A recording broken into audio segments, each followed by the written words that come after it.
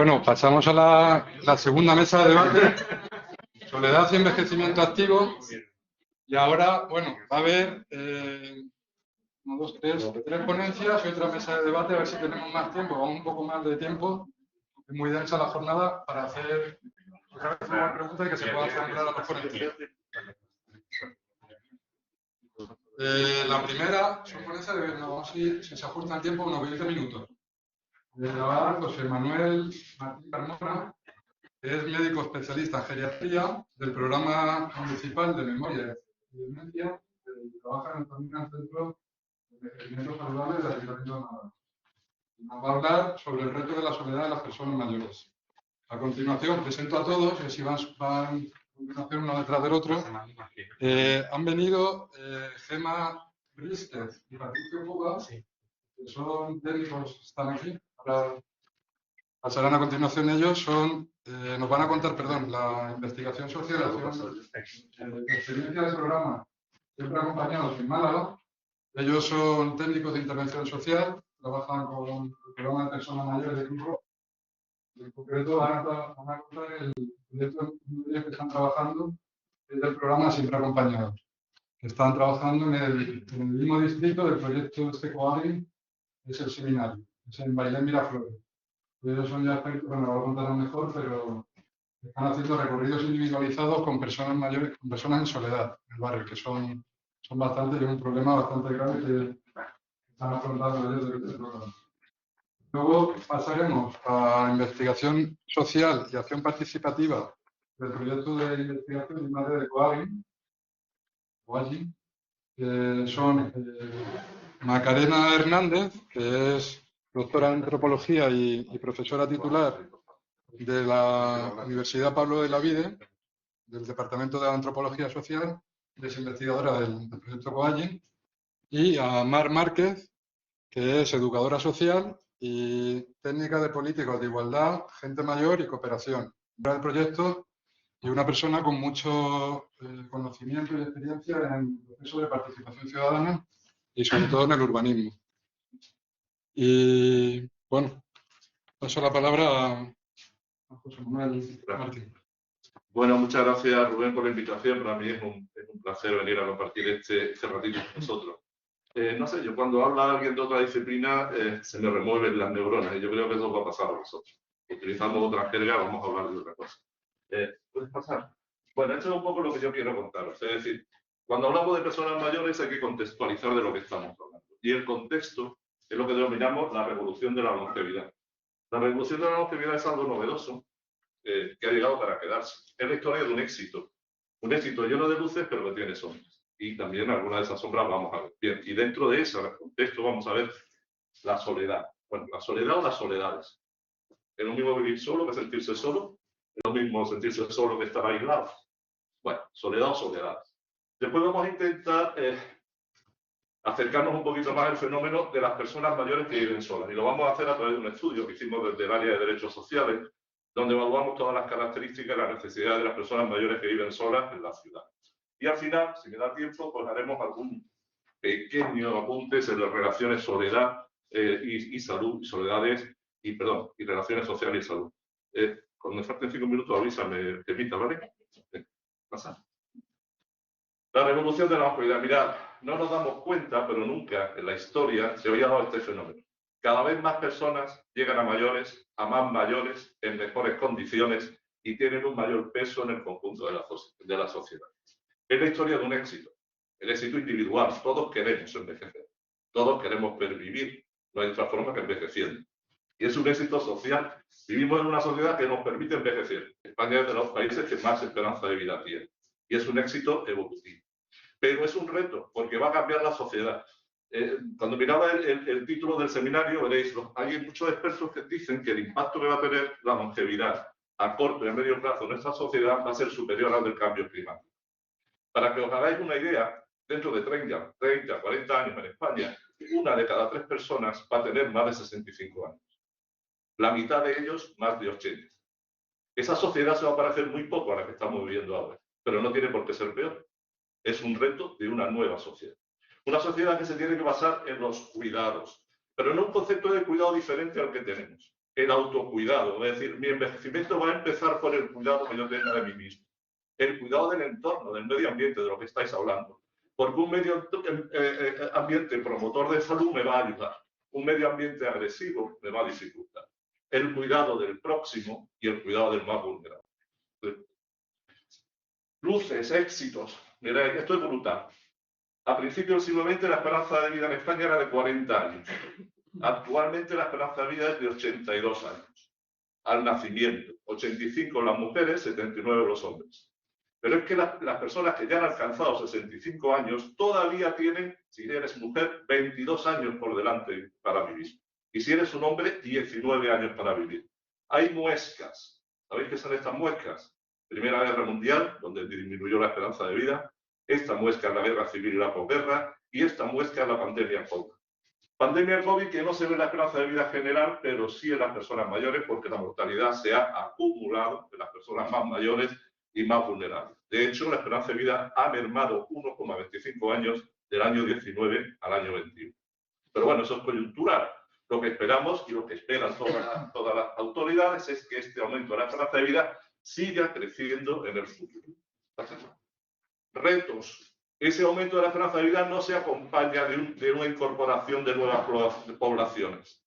Y eso determina que la población envejezca. Estamos en un 19% de envejecimiento. Un poco debajo de la media europea, pero en el año 50 vamos a ser líderes, el 30%, que es lo que os decía yo antes, 1 de cada 3 prácticamente. ¿Y eso de qué depende? Pues que se incorporen menos niños, es decir, somos los países con menores tasas de fecundidad y de fertilidad. Tiene dos soluciones, lo que decía el primer ministro japonés hace 4 o 5 años, instando al suicidio de las personas más mayores, o fomentar política de natalidad, política de conciliación, buenos sueldos para la gente joven, que coticen, fomentar la inmigración, lo que están haciendo ya los países como Dinamarca y otros países nórdicos. Y hay una sombra que es brutal, que es el gran problema. Y es que no todos los años que nos quedan por vivir son de vida saludable. Esta es la esperanza de vida saludable a los 65 años. Las mujeres, la mitad de esa vida van a vivirla ya con problemas. Y los hombres un 60%. ¿Problemas de qué? Problemas para desenvolverse la vida diaria. Este es el logro, la dependencia. ¿Qué significa dependencia? Que dependo de otras personas para las cuestiones más básicas. Y esto es jerárquico.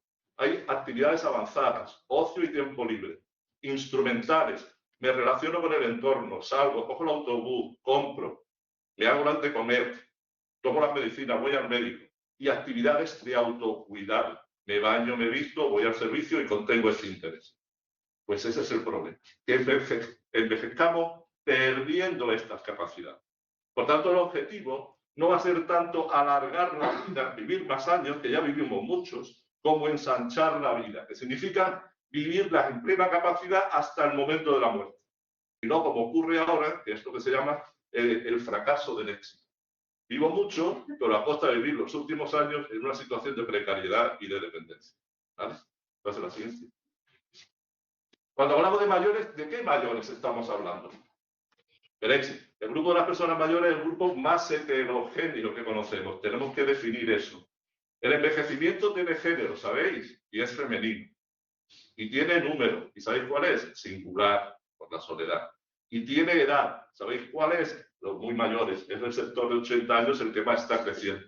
Y tiene un objetivo, que no es cumplir más años. Es la funcionalidad. Tipo de mayores. La inmensa mayoría, ancianos robustos, 3 de cada 4. Pueden tener enfermedades o no, pero son independientes. Siguen desempeñando su rol familiar, su rol social y son un factor fundamental de cohesión social. La inmensa mayoría. El otro grupo importante, los mayores frágiles. Un 15% de la población mayor, un 30% de los mayores de 80 años. Son personas que están en una situación de riesgo, en un equilibrio inestable, por factores físicos, pero también sociales. La soledad es un factor de fragilidad. Y es importante porque es un sector estratégico. Hay que identificarlos porque esa situación de fragilidad, aparte de ser prevenible, es tratable y reversible. Y pueden venir aquí o pueden ir aquí. Y esto es el 10% de la población.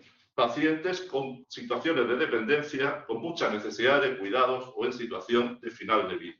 Pero cuando hablamos de mayores, siempre pensamos aquí. y 3 de cada 4 están aquí. Pasa a la siguiente. La feminización. Nacen más niños, hay más niños que niñas en España hasta los 50 años. A partir de los 50 años hay muchas más mujeres que hombres. A partir de los 80, por cada 3 españoles, 2 son mujeres. Y eso es importante porque las mujeres viven más, pero viven peor. Tienen más situaciones de dependencia. Las enfermedades funcionan de forma diferente. Por tanto, cuando diseñemos programas y estrategias, no podemos olvidar esto. Cuando hablemos de soledad, no podemos olvidar que son solas, no solos. Solos hay muy pocos. Pasa a la siguiente. El sobreenvejecimiento. El grupo que más está creciendo, los mayores de 80 años. En el año 2060, la mitad de las personas mayores serán azulitas, serán celestes, con más de 80 años. Y en las mayores de 80 años se acumulan las situaciones de enfermedad y las situaciones de dependencia. ¿Así? El edadismo tiene que ver con la discriminación por la edad. Nos autodiscriminamos.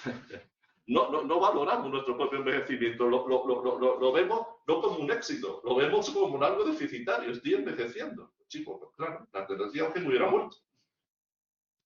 ¿No? Sin embargo, lo valoramos negativamente. Y si no valoramos lo nuestro, ¿cómo vamos a valorar lo de los demás? Y si no valoramos lo de los demás, pues aparecen estereotipos negativos, prejuicios, prácticas discriminatorias, y si de aquí al abuso y al maltrato hay medio paso. Y no es solo maltrato físico y negligencia, es psicológico, es financiero. ¿Vale? Esto es fundamental. Quedaros con esta diapositiva. Si os quedáis con esta, yo me doy por satisfecho. Envejecer saludablemente no es envejecer sin enfermedades. Falso. Todos a partir de 40 años vamos a tener alguna enfermedad. Envejecer saludablemente es envejecer independientes funcionalmente. Y la funcionalidad es algo dialéctico entre mis capacidades y el entorno. La capacidad intrínseca depende de la genética, pero muy poco, un 16, 17, 20%. El resto de mi capacidad va a depender de mis hábitos de vida saludable y de las enfermedades. Y el entorno lo conocéis vosotros mejor que yo. Cuando mi capacidad es fuerte, soy muy robusto, soy capaz de ser independiente en entornos muy agresivos. Si se escacharra el ascensor de mi casa, que vivo en un octavo, pues todavía soy capaz de subir, independientemente. No me tiene que llevar nadie. ¿Vale? Pero cuando merma mi capacidad intrínseca, el entorno me tiene que ayudar. Si yo tengo una bañera para bañarme y me parto una pierna, pues como tenga la bañera soy dependiente. No me tiene que venir echando una mano para meterme. Si tengo una superficie antideslizante con un asidero y con asidero, sigo con mi pierna partida, sigo siendo independiente, porque el entorno me lo está facilitando. ¿Entendéis lo que quiero decir? Cuando hay una merma de la capacidad, necesito un entorno protésico. Y eso es a nivel de dentro de la casa y eso es a nivel de fuera de la casa. Lo hemos aprendido por las políticas de accesibilidad universal, por ejemplo, que se han desarrollado. Hasta la siguiente. Bueno, cuando somos potentes, lo que necesitamos es promoción de la salud y prevención. Cuando nuestra capacidad y nuestra capacidad intrínseca declina, necesitamos entornos amigables, cuidados. ¿Vale? Pasa la siguiente. ¿Soledad o soledades? Vivir solo es de lo que vamos a hablar fundamentalmente porque es lo de brocha gruesa, ¿vale? Lo que podemos ver en los estudios. Pero realmente vivir solo no tiene por qué generar problemas. Lo que realmente genera problemas es sentirse solo.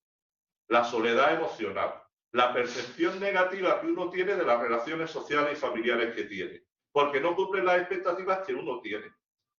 Y claro, vivir solo es un factor de riesgo importante para sentirse solo, pero uno se puede sentir solo en una residencia, uno se puede sentir solo en un ambiente familiar donde no mueres el riesgo de estar en la esquina, ¿no? Y estar aislado socialmente lo que significa es que carezco objetivamente de redes familiares de apoyo y de redes sociales, tanto sean formales como informales. Os hablaba de la terminología, que a veces formales significan profesionales, servicios sociales, informales son las más formales, significan familiares y de amigos. ¿Vale? Muy bien. Pues es la soledad emocional y el aislamiento social lo que se considera de riesgo y de lo que vamos a hablar como generador de enfermedad. ¿Vale? Pasa así. Bueno, esta es la forma de convivencia en los últimos 15 años en España. Arriba hombres, abajo mujeres. Los hombres, ¿cómo viven fundamentalmente? Aquí, que es en pareja. La segunda, aquí, que es en pareja y con más gente. Aquí, que es en soledad, pues viven poco, 15%. El hombre solo no sabemos. Cuando se nos muere, cuando la mujer nos deja o nos da la patada, y no tenemos habilidades, no las hemos desarrollado. Y aquí, que es vivir en residencia, pues tampoco hay mucho. ¿Sabéis por qué? Porque nos morimos antes de llegar. ¿Vale? Las mujeres en pareja viven menos porque nos morimos antes. Ya viudas, vemos a lo mismo. Viven mucho tiempo solas. Y aquí sí, cerca de un 30% de las mujeres van a estar solas. Y también viven mucho en residencias porque duran mucho tiempo. Y ya os decía que vivían mucho, pero a costa de vivir peor, con mucha necesidad de cuidado. Pasa la siguiente. Vamos a bajar al terreno. Málaga. Este es el estudio que hicimos en el año que se hizo del área de derechos sociales en el año 2016. Pasa a la siguiente. Lo que se intentaba era conocer la situación y las necesidades en relación a la edad, diferencia de género de las personas mayores que vivían solas. ¿Pasa? Bueno, un estudio bien diseñado entre toda la ciudad, con una muestra representativa, por distritos también. Se hicieron 426 entrevistas con un cuestionario que se diseñó específicamente para eso. Pasa a la siguiente. ¿Pasa? Estos son los datos. Pasa. No, ahí. Estos son los datos del padrón de 2015. En este momento había en la ciudad 570.000 personas y mayores 95.000. Eso hacía un índice de envejecimiento del 16%. He repasado los datos para contaros cómo estamos ahora y ahora. El número global solo hemos ofrecido 10.000, ahora en el padrón del 22, 580.000 malagueños, pero las personas mayores han pasado de 95.000 a 107.000. Sí, solo creciendo 10.000, las personas mayores han crecido 12.000. Por tanto, el índice de envejecimiento ahora mismo en la ciudad está en el 18%. Bien, cuando se hizo ese estudio, el 10% de los malagueños vivían solos, 57.000 personas.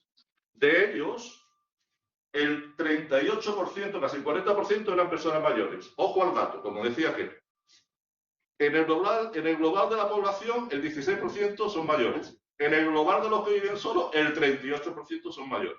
Luego, ser mayores con prácticas para vivir solos. Si miramos las personas mayores, solo las personas mayores, 1 de cada 4 viven solas, el 23%. De estos, 3 de cada 4 mujeres, como os decía. Y el 40% mayores de 80 años. Ergo, si eres mujer mayor de 80 años, vas a vivir sola, prácticamente. ¿Vale? No son así. El estudio está en la web, está en la página de la... Yo, si estáis interesados en descargarlo, porque tiene muchos datos, yo he traído los que creo que os pueden interesar un poquito más a vosotros. ¿Vale? El 40% de las personas mayores que viven solas son mujeres, perdón, el 66, el 40% mayores de 80 años, 70% viudas. Nivel de estudios, 3 de cada 4 estudios primarios o sin estudios, y el 80% vive en los distritos céntricos. Los distritos periféricos se consideran Lupiana, Campanillas y Puerto Redondo. Eso. En cuanto al número de hijos, viven solas, pero solo un 25% no tiene hijos. La mayoría tiene 2 o más hijos. Pasa a la siguiente. Motivos. Claro, vivo solo. Si yo quiero vivir solo, lo que habéis puesto por ahí de la soledad forzada, bueno, en función de las preguntas que hacíamos, uno puede interferir o inferir de que los que les gusta la independencia, que son un 12%, y los que creen que me puedo valer por mí mismo, son otro 8%, es decir, un 20% quiere vivir solo. 1 de cada 5. Pero el resto no. El resto vive porque no hay otra. Es decir, porque las circunstancias me han obligado, porque me he quedado viuda, porque no tengo a nadie, porque mi familia no me pueden... ¿Vale? Serían otros 70 y tantos por ciento. Sería una soledad no deseada. Pasa a la siguiente.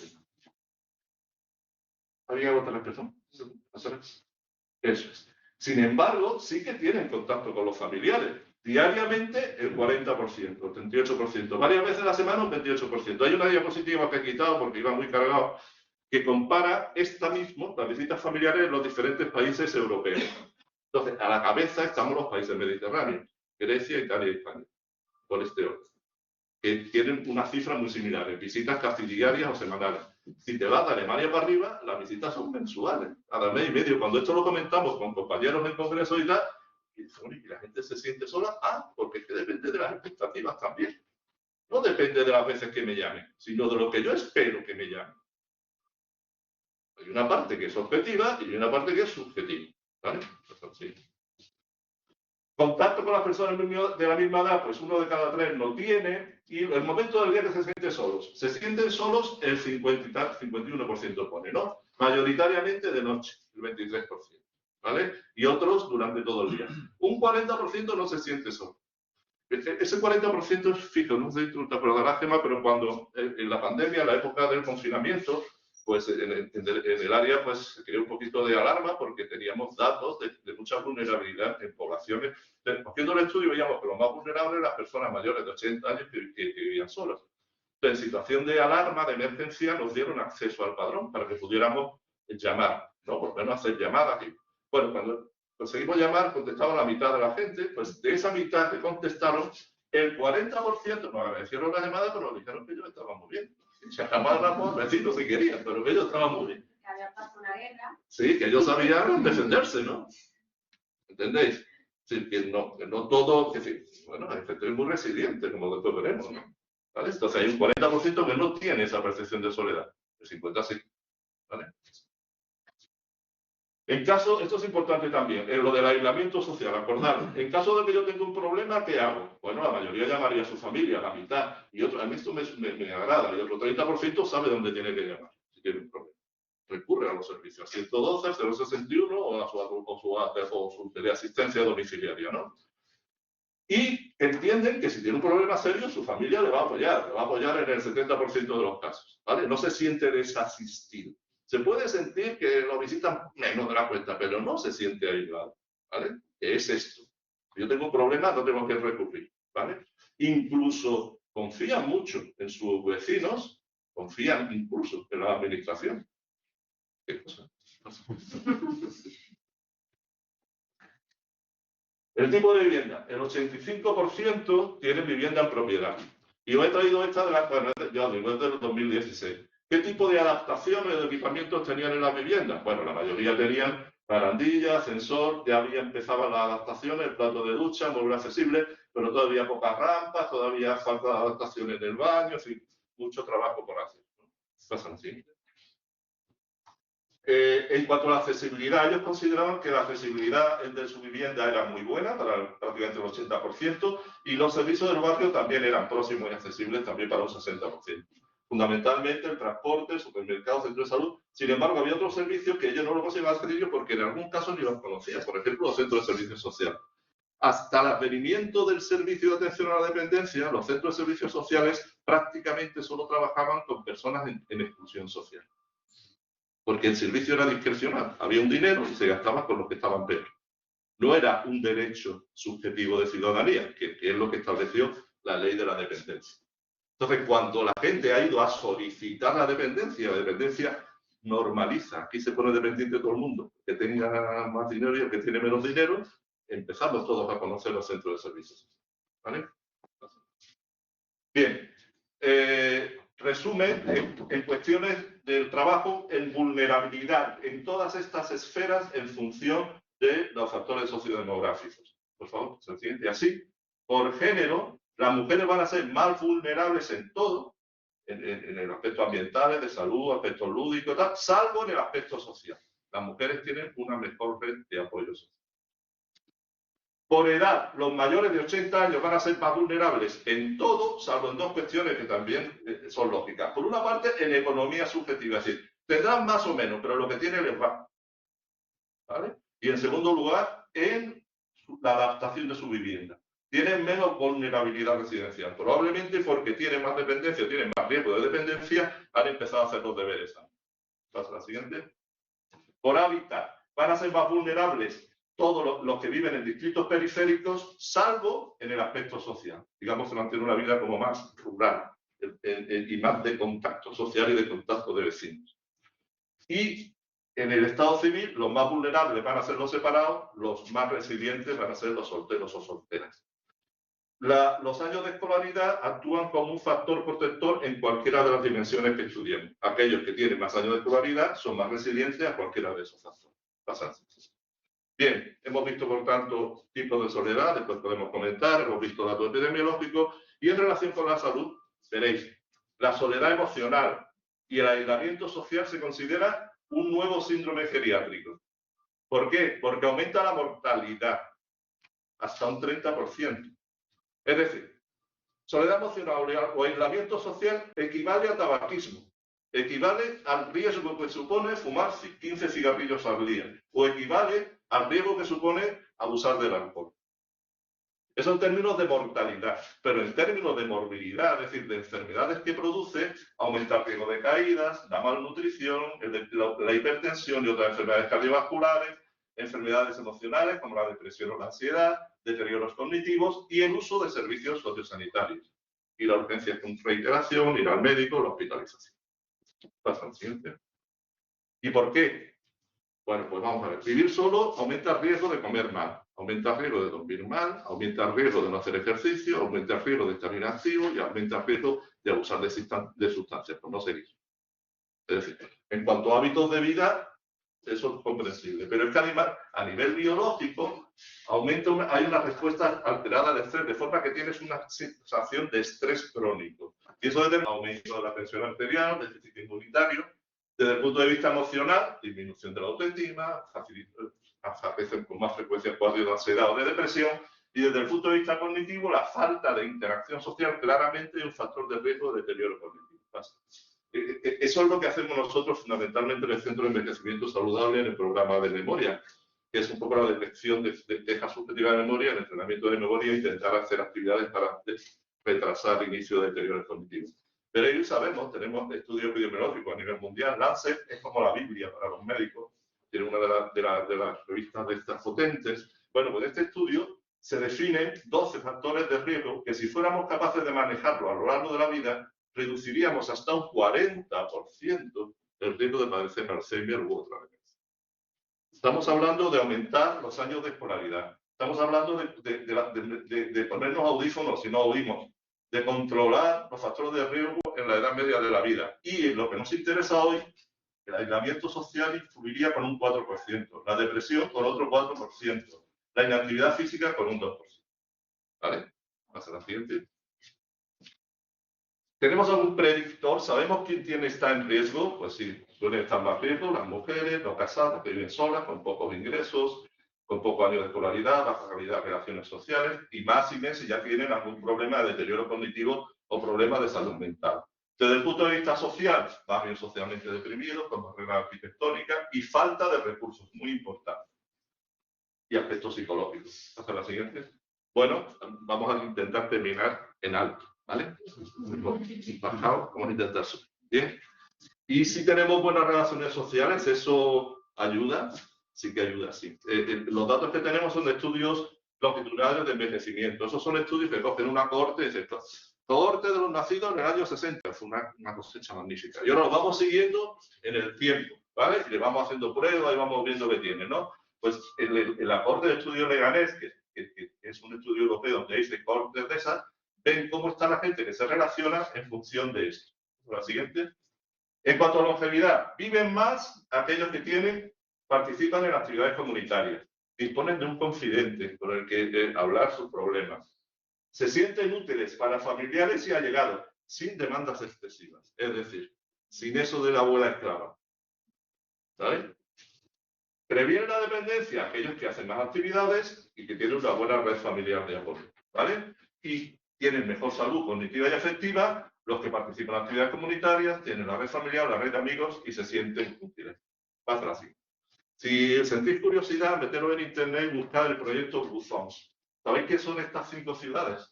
Donde hay más centenarios y mejor calidad de vida tienen. Okinawa, Italia, en Grecia, Cerdeña, Nicoya, en Costa Rica y Loma Linda, en California. ¿Qué tienen en común? Pasa a la siguiente. ¿O qué consejos dan ellos? ¿Puedes pasar a la siguiente? Pues estos 9 consejos. Dicen que hay que moverse, pero no se apuntan a los gimnasios, no, van andando a los sitios. se mueven e interactúan, hacen senderismo, sí, recomiendan ese tipo de movilidad. Tener un propósito vital y tomarse la vida con tranquilidad, slow, y tomar vacaciones si es posible, ¿vale? Comer un 75 o 80% de lo que te apetece, ¿vale? Quedarte con un poquito de hambre y hacer posible una dieta parecida a la dieta mediterránea, y ellos incluyen un vasito de vino tinto al día. Y en cuanto a lo que nos interesa, tener una red de amigos saludables. Ellos hablan de relacionarse con la tribu correcta, porque claro, también te puedes ir con colegas equivocados. Quiero decir, hacer posible que la red de colegas sea saludable, ¿vale? En segundo lugar, hablan de algo, ellos hablan de religión, yo lo traduciría por espiritualidad, y si puede ser vivida en algo que trascienda el día a día, y si puede ser vivido con otra gente, mejor, ¿vale? Y por último, la priorización de la familia. Bueno, envejecer, por tanto, no es un problema. El problema lo tiene el que no envejece, ¿vale? Envejecer es un éxito, y es verdad que es un reto, y es verdad también que es una oportunidad. A 40 kilómetros de aquí, la gente, o a 40 minutos de aquí, la gente no tiene oportunidad de envejecer. Se juega la vida en el estrecho. Nosotros tenemos la oportunidad de envejecer. Hacerlo saludablemente es un reto, individual y social. Y hay estrategias y hay alternativas, como por ejemplo la red de ciudades amigables como las personas mayores, que promueve la Organización Mundial de la Salud, que habla de una serie de labores transversales para una sociedad, no solo para los mayores, sino una sociedad para todas las edades. Sí. Y por último, pedirle perdón a las personas mayores, que son las que tienen que estar aquí dando esta charla. Con mucha frecuencia adoptamos actitudes paternalistas y les decimos a las personas mayores qué es lo que tienen que hacer para envejecer bien y cómo tienen que convivir. Yo estoy aquí contando lo que yo creo, pero realmente son ellos los que tienen capacidad y liderazgo para decir cómo quieren envejecer y dónde quieren vivir y cuándo envejecer. Gracias.